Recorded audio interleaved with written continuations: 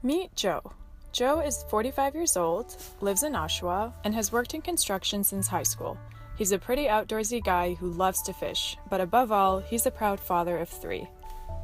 Unfortunately, due to some company downsizing, he ended up losing his job. So he's decided to move to downtown Toronto and find a new one, especially one not as straining on his back. Not only that, but he'd really like to find something that would give him more time to spend with his wife and kids.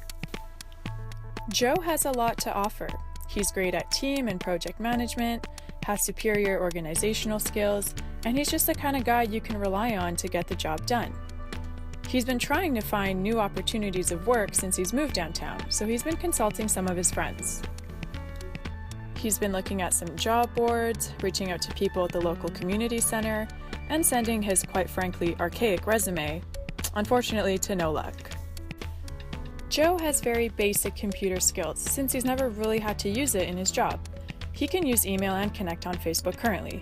Beyond that, he could really use some help surfing job boards online, creating online profiles such as LinkedIn, and buffing up his resume and formalizing his target list of companies. To his pleasant surprise, the library has a ton of digital classes, computer classes, workshops, and more, so he gets pretty excited by the prospect of learning more. And to top it off, there are apparently some courses he can take, and they're all free. So last week, Joe decided to walk into the Toronto Reference Library. So he goes to the front desk to speak to the librarian, who hands him this course schedule with lots of information. And while there's a large selection of courses, this confuses Joe because he's not sure of what courses to actually take. He gets pretty flustered. I mean, what is Gmail HTML to a guy like Joe? Joe's just here to find a job in the most efficient way possible.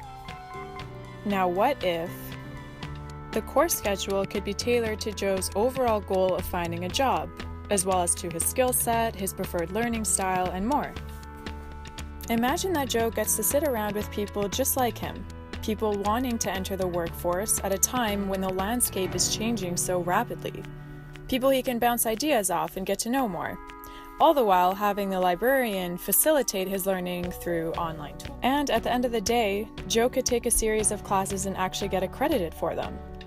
After his high school diploma, he never really dreamed of being certified through education again, but now he can, with his family there to support as well.